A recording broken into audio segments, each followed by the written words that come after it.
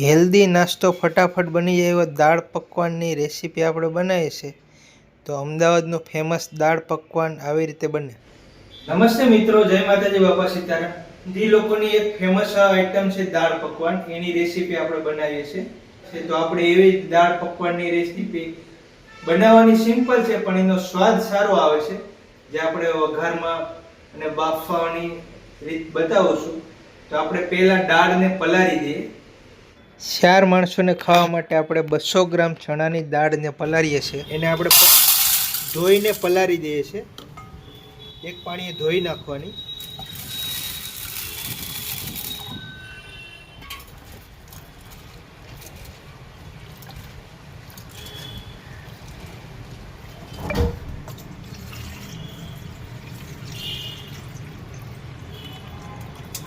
તો આ બાઉલને આવી રીતે ફૂલ ભરી દેવાનું અને માથે ડીશ ઢાંકી દઈએ છીએ. આપણે પકવાન બનાવવા માટે આપણે ટોટલ 350 ગ્રામ મેંદો લઈએ છીએ. આ 250 ગ્રામનું બાઉલ છે, વાટકો છે, 1.5 ભરી લઈએ તો 250. આ 350 ગ્રામ મેંદો લીધો છે અને આપણે આમાં 25-30 ગ્રામ જેવી સૂજી નાખશું, એટલે રવો. આપણે રવો નાખી દઈએ. નમક નાખીએ છીએ. 5 ગ્રામ નમક છે, 1 ચમચ. અડધી ચમચ અજવાઈન લીધી છે. અજવાઈનને મચડી નાખીએ છીએ આપણે. આનાથી આનો ફ્લેવર સરસ આવશે. છે જ મચડી નાખવા. અને અડધી ચમચ જીરું લીધું છે, 1 ચમચ જેવું. એને આપણે છે જ મચડી નાખીએ છીએ. હવે આ લોટનું મૂણ દેવા માટે આપણે 2 ચમચ ઘી નાખી દઈએ છીએ. વધારે નહીં નાખવાનું. અને આપણે મિક્સ કરી દઈએ છીએ. આવી રીતે મૂણ દઈ દેવાનું. દાળ પકવાન બનાવો, એકદમ સહેલો છે અને સરળ રેસીપી છે. તમે ટ્રાય કરજો, ખાવાની પણ મજા આવે છે. એક જાતનું નાસ્તા જેવું છે અને આ કોઈ જાતનું નુકસાન ના કરે શરીરમાં. ઘણી રીતના દાળ બને છે.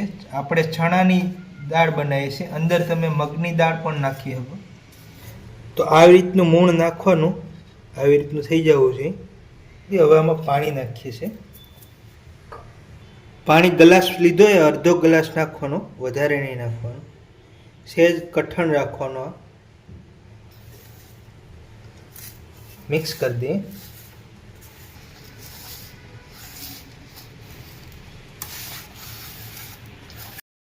મેંદાને આપણે જે રોટલીનો લોટ બાંધીએ એ રીતનો બાંધવાનો. થોડુંક હજી પાણીની જરૂર છે, એટલું હાથમાં લઈને આપણે નાખીએ છીએ.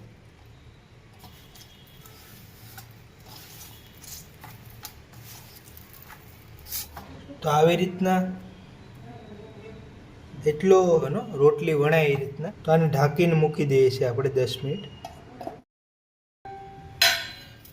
એને 2-2.5 કલાક થઈ ગઈ છે અને સરસ દાળ પલળી ગઈ છે.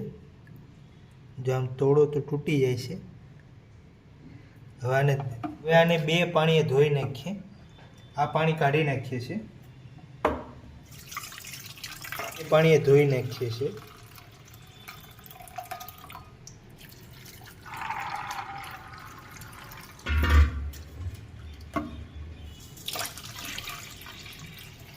તો અત્યારે ગેસ બંધ છે. પહેલા આપણે દાળ નાખી દઈએ.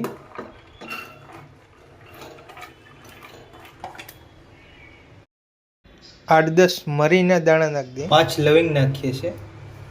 2 લીલા મરચાંના કટકા કરી નાખી દઈએ. સ્વાદ પ્રમાણે નમક અડધી ચમચ 3 ગ્રામ જેવું નાખીએ છીએ. 1 ચૂટકી હળદર નાખીએ છીએ.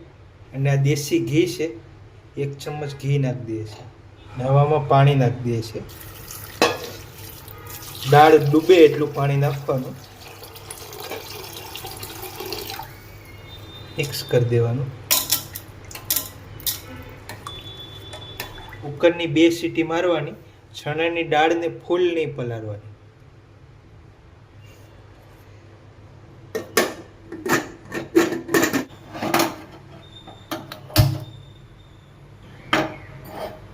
2 સીટી માટે આપણે કુકરને પેક કરી દીધું છે.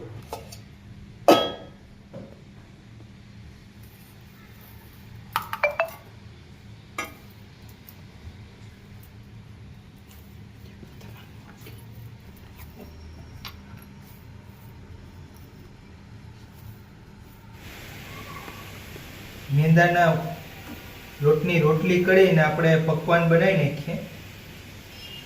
આને સરખું આવી રીતના રોલ કરી અને કટિંગ કરી નાખીએ અને લોયા બનાવી નાખીએ. આવી રીતના કટિંગ કરી નાખીએ.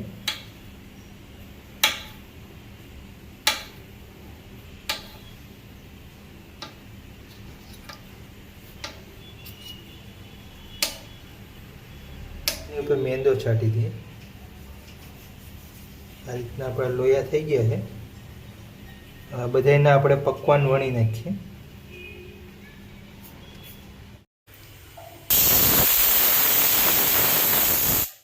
તો મિત્રો 2 સીટી થઈ ગઈ છે. હવે આપણે કુકરને બંધ કરી દઈએ. આવી રીતે રોટલીના આકારનું વણી નાખવાનું અને આવી ચમ્મચ લઈને રોટલીમાં સેદ કરી નાખવાનું, એટલે ફૂલે નહીં અને એકદમ કડક ક્રિસ્પી બની જાય પકવાન. નકર સેદ નહીં કરો તો ફૂલશે. આપણે બધી પૂરી આવી રીતના વણી નાખીએ.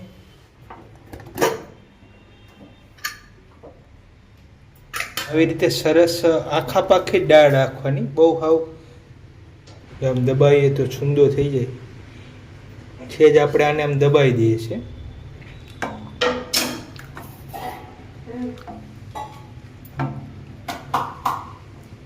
આવી રીતે છે ચમચાથી દબાવી દઈએ છીએ. અને આ ચણાની દાળ છે વઘારમાં પાકશે એટલે ફૂલ ઘટ થાય, એટલે થોડી આમ મિક્સ કરી દેવાની. ત્યાં સુધીમાં આપણે પકવાનને આપણે વણી નાખીએ છીએ. અને આપણે 5 મિનિટ હવા ખાવા દેવું. તરત નહીં તળવાના, 5 મિનિટ સુકાવા દેવાના. 5-7 મિનિટ સુકાઈ જાય ને એટલે મસ્ત ગોલ્ડન બ્રાઉન કલર આવશે. એ મરચાંની આપણે આવી રીતના ઝીણી ઝીણી કટકી કરી નાખશું. 1 ઇંચ આદુની કટકી કરી નાખીએ.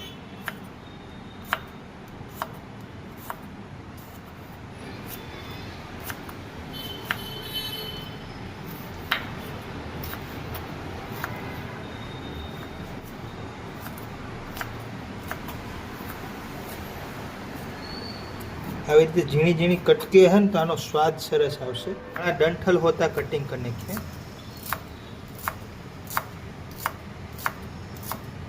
આવી રીતના ડંઠલ હોતા કટિંગ કરવાના.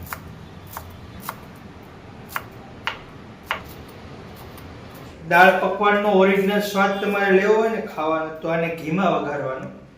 તો આપણે આનો દાળનો વઘાર મારી દઈએ છીએ. તો અહીંયા 1 ચમચ ઘી લીધું છે મેં. 1 ચમચ જીરું નાખી દઈએ છીએ. 2 મરચાં નાખી દઈએ છીએ. મરચાંની કટકી કરી નાખીએ છીએ. આદુની કટકી નાખીએ છીએ. ધાણાના ડંઠલ નાખીએ છીએ કટિંગ કરી.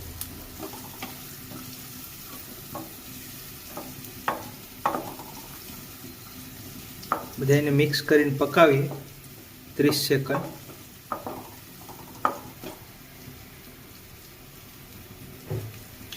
એક ચૂટકી હળદર નાખી દઈએ. હિંગ નાખીએ 1 ચૂટકી. કાશ્મીરી મરચું નાખીએ 1 ચમચ. વઘાર માટેનું નમક નાખી દઈએ. દાળ બાફવામાં તો આપણે નાખ્યું હતું, તો વઘારનું 3-4 ગ્રામ નમક નાખી દઈએ. મિક્સ કરી દઈએ.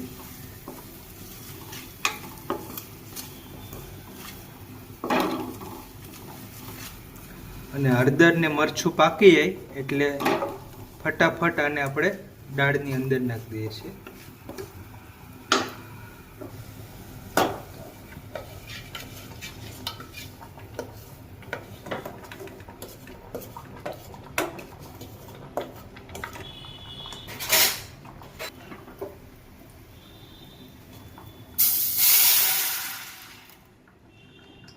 કુકરમાંથી જે વાસણમાં વઘાર માર્યો તો એમાં ટ્રાન્સફર કરી દઈએ દાળ અને આને 5 મિનિટ પાકવા દઈએ છીએ.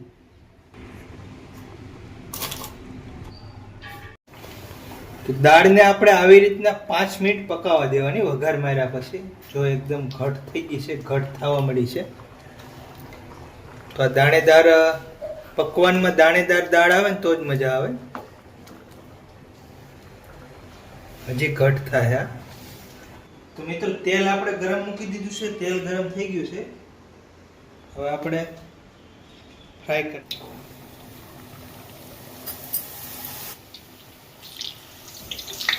પહેલાં એક સાઈડ પકાવી લેવાનું, સેજ ગોલ્ડન થાય કડક, પછી જ આપણે બીજી સાઈડ પકાવીશું. બે સાઈડ સરખા રીતના પકાવીને કાઢી લેવાના. 2 મિનિટ પાકતા સમય લાગશે. તેલ મીડિયમ હાઈ રાખવાનું, ફૂલ સ્લો નહીં રાખવાનું.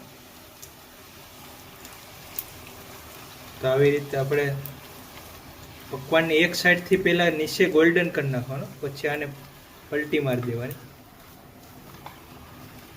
બીજી સાઈડ પકાવી દેવાની.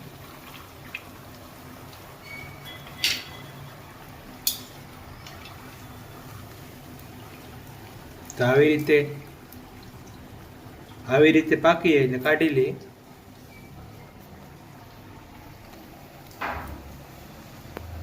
આ રીતે બધાય પકવાન તળીને ફ્રાય કરી નાખશું. તો આ બીજો પકવાન તળીને બતાવું, આવી રીતે ફ્રાય કરી લેવાના. તેલ મીડિયમ હાઈ રાખવાનું, હાવ સ્લો નહીં રાખવાનું.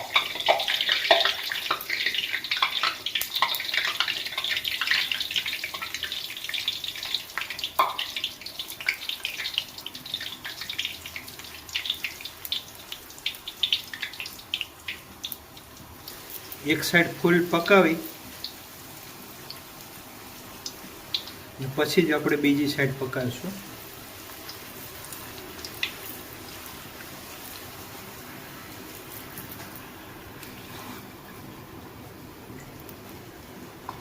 તો એટલું ગોલ્ડન થઈ જાય પછી આપણે બીજી સાઈડ પકાવી દઈએ. એક પકવાન પાકતા લગભગ 2 મિનિટ જેવો ટાઈમ લાગે છે.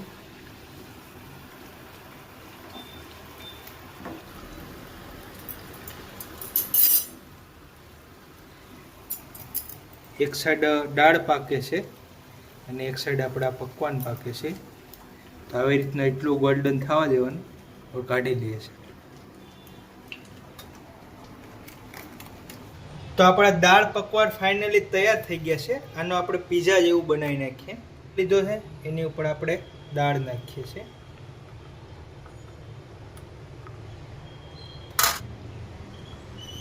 ડુંગળી ટમાટર નાખી દઈએ, લીલા ધાણા નાખી દઈએ, સેવ નાખી દઈએ છે, ચટણી નાખી દઈએ છે લીલી, અને ગેડી ચટણી નાખી દઈએ છે. તો મિત્રો આ રીતના આપણે દાળ પકવાન પીઝા બની ગયા છે. એકદમ મસ્ત બની. તો આપણા ઉર્વિશા બેન છે, મસ્ત બેન એમ કહે છે. તમે આવી બહાર ખાવા જશો, તમે ઘરમાં બનાવશો ને એવું જે બહારનો સ્વાદ હશે ને ઘરમાં એકદમ મસ્ત સ્વાદ લાગશે. જે બીજી રીત દુકાનમાં બનાવે છે એ રીતના આપણે બનાવીએ છીએ. આ ટુકડા કરી નાખવાના.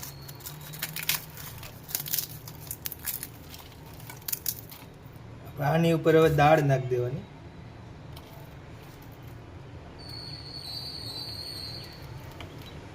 અને આપણે આમાં લીંબુનો ખટાશમાં કંઈ નહીં નાખ્યું, જેમ જોઈએ એમ લીંબુનો રસ નાખી દેવાનો.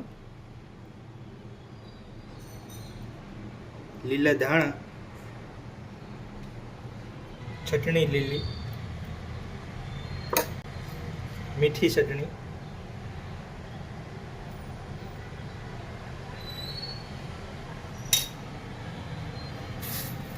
સેવ નાખી દઈએ છે. મિત્રો આ દાળ પકવાનની રેસીપી સારી લાગી હોય તો વિડીયોને લાઇક કરજો, શેર કરજો. કાંઈ પ્રશ્ન હોય તો કોમેન્ટ કરજો. મળીશું આગલા વિડીયોમાં. જય માતાજી, બાપા સીતારામ.